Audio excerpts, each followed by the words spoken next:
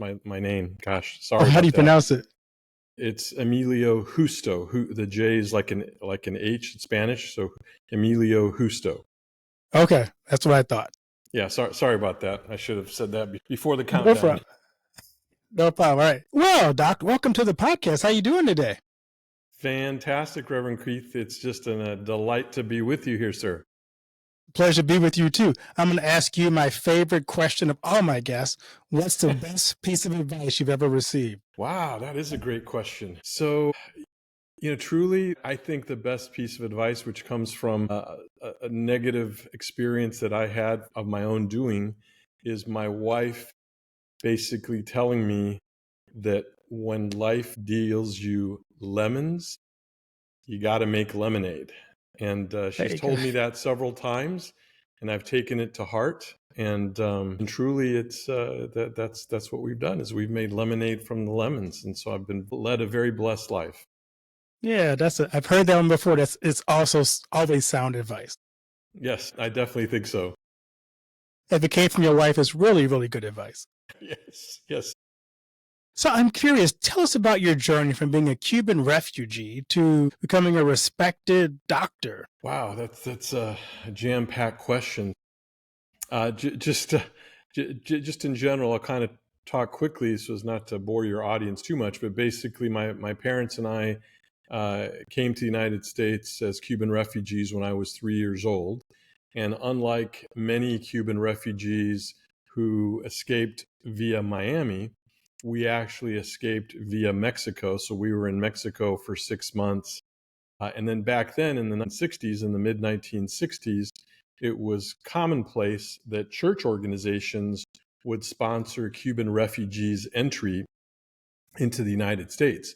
And so our church, who sponsored us, Central Christian Church, relocated us to Gary, Indiana, home of the Jackson 5, you may recall. And that's when they were getting their start. My grandparents came over a few months later, and the church that sponsored them relocated them to a small college town in northwest Missouri called Tarkio College, Missouri. And so because my parents were starting over from scratch, they didn't know the language. We came over with just the clothes on our back. My father worked 2 full-time jobs. My mother, who actually had her doctorate in education in Cuba, relocated 3 hours south to Bloomington, Indiana, to Indiana University to restudy. So my parents made the courageous decision to send me to do my early years of growing up with my grandparents in Tarkio College. So from kindergarten through the end of 4th grade, I grew up on this college campus. My grandparents and I lived in this dorm room, which I went to visit about 6, 7, 8 years ago with my family. And I kid you not, it was at most 400 square feet. And growing up, it just felt like a regular home. I didn't know any better. But so I grew up in a dorm room with my grandparents, had a wonderful, wonderful upbringing, was surrounded by college students all the time. Finally, in 5th grade, we relocated back to Indiana. By that time, my father could go down to just one full-time job. My mother was now teaching high school Spanish. And my parents had saved enough money to buy a home. And we relocated just slightly south of Gary in a little town called Crown Point, Indiana. There I did my growing up through the remainder of high school. I was blessed, having worked extremely hard in high school. I was blessed to be valedictorian of our graduating class. I got into the University of Michigan's accelerated pre-medical medical program.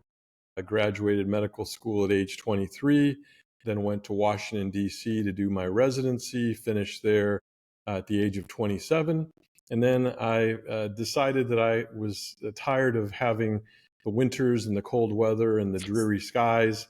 And so I relocated then to Phoenix, Arizona to start my practice. And that's where I've been now. And this is my 36th year of full-time medical surgical practice.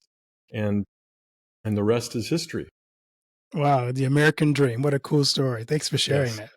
Yes. So what led you to write The Power of Pause? Well, great question. So the backstory is that first, before writing the book, I wrote a TEDx talk. And the reason that came about is I was just on my stationary bike at home, pedaling away, and I was just kind of going through YouTube videos, and I came across a YouTube advertisement video talking about an organization that would help people prepare and formulate TEDx talk. So I decided to join, and I worked on that weekend after weekend because they would preach that it would take an average of 90 applications to land a TEDx talk.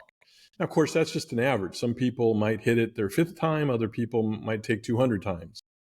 So I started working on that every weekend. That I would spend my whole weekend. And after about 2 months, about 8 weekends, I had finally submitted 86 applications. And then it was time to go on our summer vacation, which we went to Western Canada. And then I'll never forget, July 5th, we're having lunch outside in Banff, Alberta, Canada, and I get a phone call. And it's basically inviting me to present at TEDx Cherry Creek HS. The difficulty was that the talk was going to be, the date was going to be in 5 weeks from that phone call. And I hadn't actually written the talk because the way it was explained to us was to basically do some bullet points for the application, but not actually write the talk. And I'm thinking, wow, I still have another week of vacation, so I know I'm not going to get anything done during that time. So by the time I get home, I'm going to have 4 weeks to basically write the talk, practice the talk, memorize the talk, and then deliver the talk. And so it was a lot of stress, but I pulled it off. And as the months went by, this was August of 2023, as the months went by, and the talk was actually released within 6 weeks, which is very, very fast. Sometimes it takes up to 6 months for the TED organization to release it on YouTube. But as it was released in September of 2023, it started taking off, and I started getting a tremendous number of views. And then towards the holiday season, my wife said, hey, you're doing so well with this talk, you should consider expanding on it and writing a book. And I thought, that's an interesting idea. I've never written a book before. But so I started doing just that. I started writing the book. And that, of course, took a tremendous amount of time. And as I'm writing the book, I'm getting this inkling that maybe I should write another talk. So I'm kind of doing both things simultaneously. And so in February 24, I actually delivered a second TEDx talk on a completely different subject, on obsession. My first one was on delayed gratification. And then finally, earlier this year, in the summer of 2024, I published my book.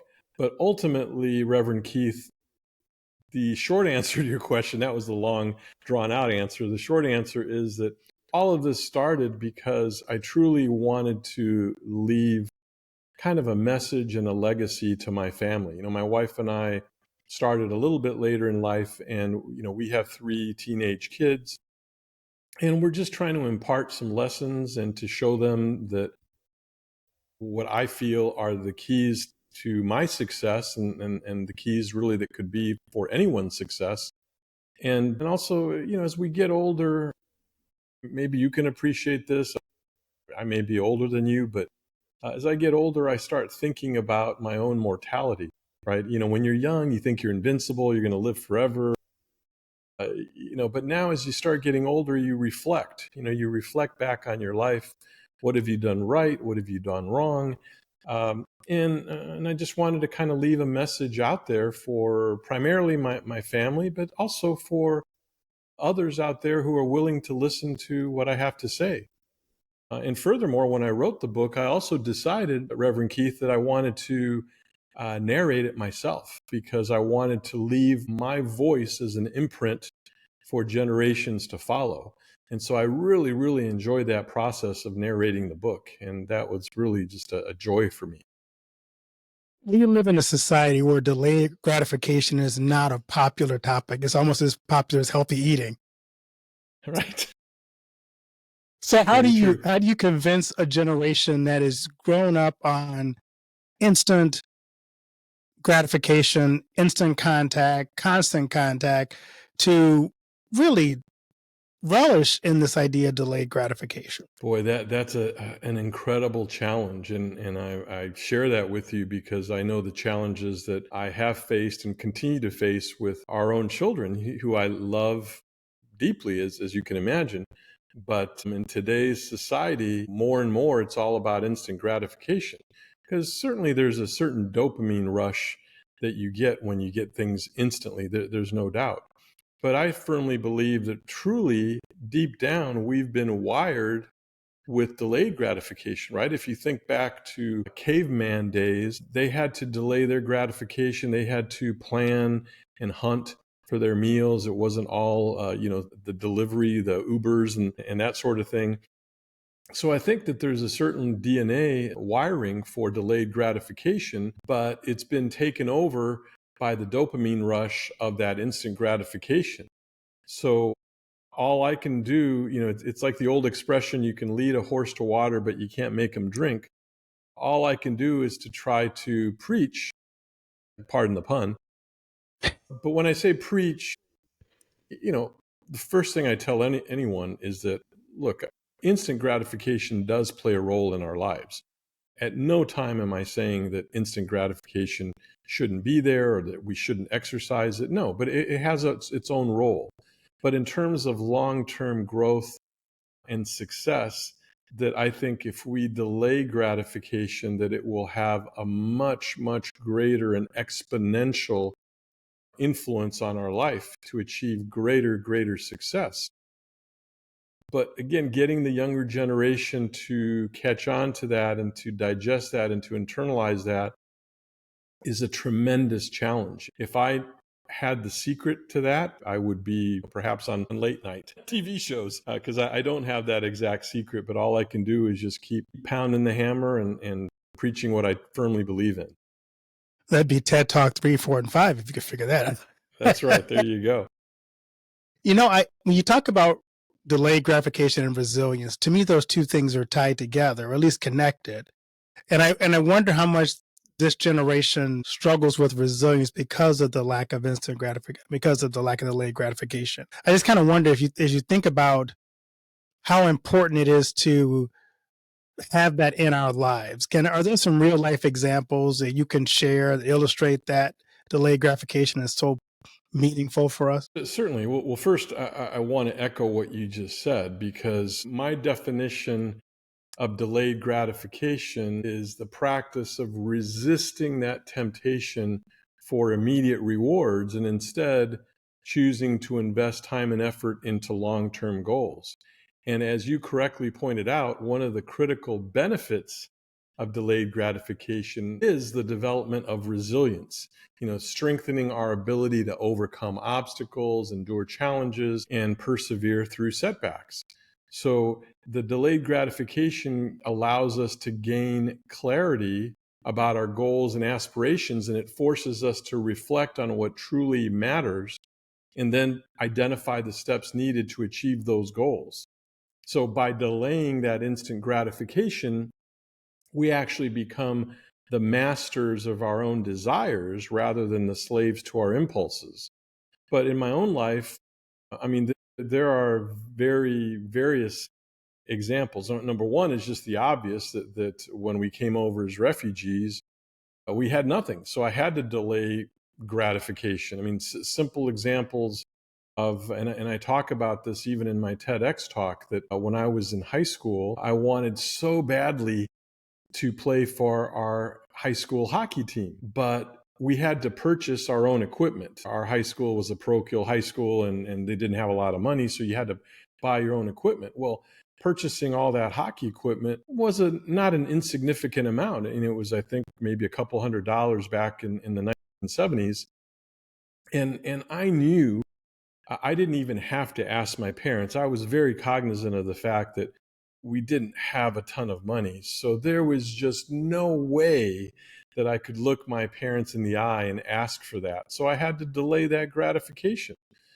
Fast forward to in medical school, I talk about this in one of my TEDx talks, that on a Sunday evening, I get a call from one of my best friends in college, and he wasn't in the medical school. And he all of a sudden got tickets to a Beach Boys concert that evening. And I love the Beach Boys, right? Most of us do. And he wanted to invite me to the concert. And I looked at him and said, "Look, man, I have a gross anatomy test the next morning." And gross anatomy is one of those courses that's super difficult and it's bulk memorization. And I said, there is no way that I'm going to be able to pass this test if I don't study, and he's basically telling me, "No, no, you're smart. You can do it. No problem." And no, I basically delayed that gratification, and I said, "Thank you, but no, thank you." I needed to study. And that was another example of delayed gratification. Another one, going back to my days at University of Michigan, is that because as a student, I didn't have a lot of money to spend on frivolous things, that my parents did give me enough money to buy season football tickets, right? And if you know anything about college football, for your audience that does, right, the University of Michigan Wolverines are one of the blue blood programs in college football. Also won the national championship last year, but that's another story. And I distinctly remember, Reverend Keith, that back then it would cost $36 for student end zone tickets, and this was for a pack of 6 tickets back then. It would be 6 home games, and I would take that $36. I would buy the season tickets. And I wouldn't go to the games. I would sell them because there was such a demand for tickets that I would take that $36 and I would turn it into $200, $250 by selling those tickets, right? For those of us today, it doesn't seem like much, but that profit back then, allowed me a little spending money that on the weekends, if I got tired of the dorm food, I could go and get a pizza or something like that. So that was another example of delayed gratification. And then the final example, before I bore you too much, is that just in my professional life, is that, early on, probably easily the first 10 years of my practice career, right? I'm in my 36th year of practice, but the first 10 years, any profits I made from the practice, I didn't just pay myself out to go have a good time and buy fancy things. I reinvested those funds into the practice to get better equipment, to hire more skilled staff members, to provide better benefits for them. I basically reinvested into the practice to allow it to grow and mature over time, which later on paid huge dividends for me. So I think there are numerous examples of delayed gratification in my own life, and those are just a few of them. Oh, those are all cool. It's funny because I was thinking, and when you talked about your education, to be a pastor in our church body, it takes us 8 years of higher education. And so I always joked, we have as much years as to become a doctor as we do a pastor, but Sure. a lot less pay. Well, it depends what kind of pastor you are. If you're That's one of true. those mega church pastors, Yeah, that wasn't me. But no, but it's so interesting because if you think about the journey to get where you are, the delayed gratification makes the end of your journey so much sweeter because you know what it took to get there. And all along the way, even some of the struggles, the lemons that life throws at you that you turn into lemonade, make you such a much deeper, well-rounded individual if you take advantage of those opportunities to grow. correct. Correct. I firmly believe that. Firmly believe that. To my core, I just am such a devout believer in delayed gratification. Again, not to say that, especially as I've gotten a little bit older in my life, I've had my pleasures, my instant gratification that I've consciously allowed myself to participate in. But to my core, I do believe in delayed gratification. And I will say, and I talk about this in my book, it's highly embarrassing, but I mean, I want to show the world that I'm not perfect, right? And I make huge errors, and I still continue to make huge errors in my life. But the one time that I strayed away from my delayed gratification ideology, it really just haunted me immensely and almost sent me into bankruptcy. And that was basically, I think, a little over 20 years ago. You may recall that there was a time when the real estate market was getting very hot in prices, and certainly in the Phoenix, Arizona area, which was one of the hotter markets in the country, prices were just going through the roof.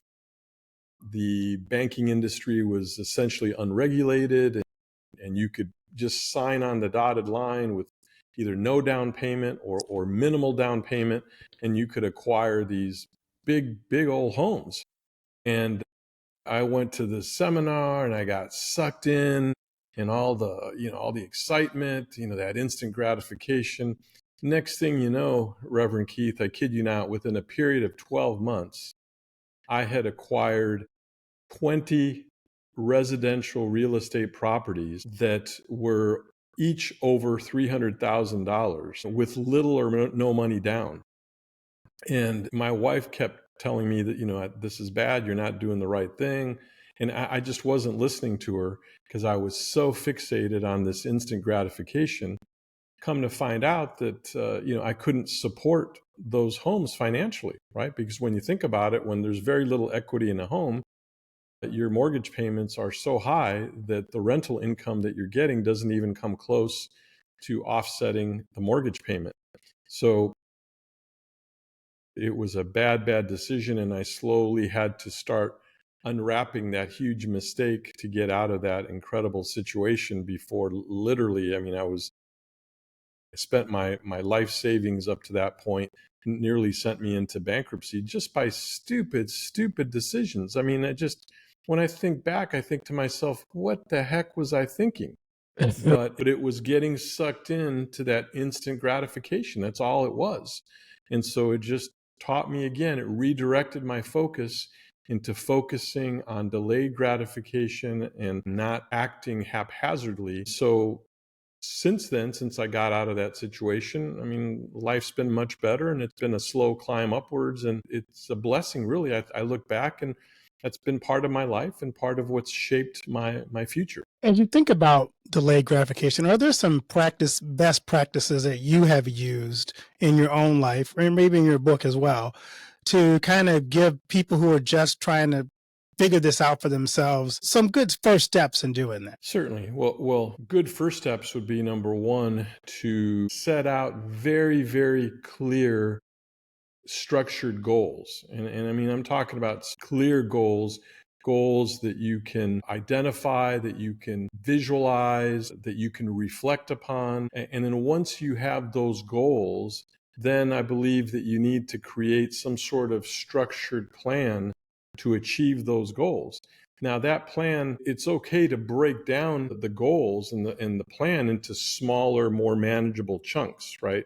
And then assign realistic timelines to achieve each goal along the way. And as you do achieve them, then celebrate those milestones, right? You got to be able to celebrate to give yourself the positive feedback, that drive to continue.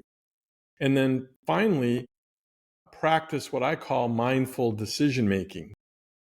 And that is when you're faced with choices that involve immediate rewards, but could hinder your progress toward a long-term goal, to pause. That's where the pause and the patience comes into play. So pause and consider the consequences, and then embrace self-discipline. I'm a huge believer in self-discipline, and choose those actions that align with your long-term vision.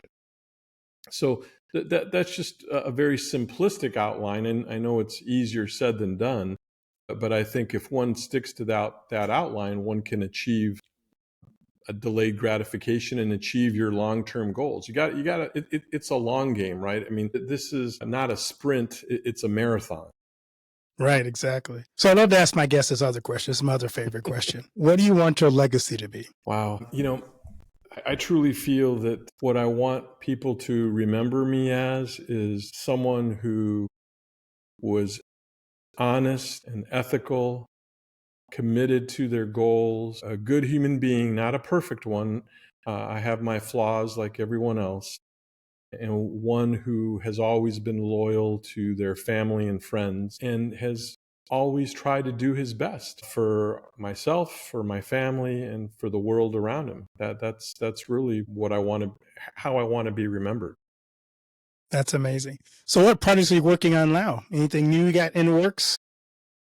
Well, I would like to, haven't had a chance to work on it, but I would like to do a third TEDx talk. And I'm thinking right now, I mean, there's a lot of different ideas going through my head, but one of them is on the negative aspects of multitasking, right? Because many of us, including myself, have preached over the years, oh, I'm a great multitasker. I can juggle all these things simultaneously. But the more I've looked into this and the more research I've done, I've actually found that there's a whole body of neuroscientific work and psychological work that shows that multitasking is actually a detriment, and that single tasking is really the way to go. So I'm thinking about doing that. My wife and I would like to write a book together. That's another project. And also I need to set aside the time. Time is always the biggest issue, but I have a commitment to write a book with, you probably are familiar with Les Brown. And so I need to find the time to do that, because I've already committed to that, and I'm greatly looking forward to it. Just need to find that time. And while I juggle all these things, I'm still practicing full time, and I love the work that I do, and I love serving patients and improving their vision, improving their aesthetics, their self-esteem, their self-confidence. So, a lot going on. And Reverend Keith, I've lived such a blessed, charmed life with a lot of challenges, including I had my own a medical crisis in high school that I had to overcome, and I missed 2.5 months of my freshman year of high school, et cetera. But these challenges in our life make us better, right? So a lot of times people ask me, if you had to live your life over, what would you change? And truly, my answer is I wouldn't change a thing, because all these challenges, all the failures that I've had, they've all contributed to who I am today. And so if had I not had them, who knows where I would be today. So I'm a person grounded in the present and looking ahead to the future, but I'm one who does not reflect and look back in the past. That's amazing. So, where can people find your books and connect with you on social media? Well, the easiest way, where all that is located, is to go to my personal website, which is dremiliojusto.com, and that's spelled DREMILIOJUSTO.com. That's not my practice website, that's my personal website. And within that website, there are links to all of my social media platforms, which I participate in all of them. LinkedIn in particular, I'm a big LinkedIn person, but also Instagram, Facebook, Twitter, TikTok, YouTube, etc. There's a link to my book, which the link goes to Amazon, but the book is available through any major retailer such as Barnes and Noble, Target, etc. And additionally, a lot more links, and there's a contact page. So if anyone wants to communicate with me or write me questions, I'm extremely good at being efficient at writing back, usually within the same day, and if not, within 24 hours for sure. So they can communicate through the website, and they can see my body of work. I mean, I have all sorts of, as we're doing here today, Reverend Keith, I have tons of podcast appearances that are there, a lot of articles and the like. So definitely my website is the go-to place. Well, thanks so much for taking the time to share with us and making us think about delayed gratification and learning to appreciate the challenges, but also the benefits of not getting everything we want when we want it immediately as we want it. So it's good to kind of wait and turn those lemons, as your wife pointed out, and eliminate in our lives. That is correct. That is correct. And Reverend Keith, it's been a sincere delight and pleasure and privilege to spend a few minutes with you. And I've greatly enjoyed it. And I wish you many blessings for the new year. And you as well, Doc. Thank you.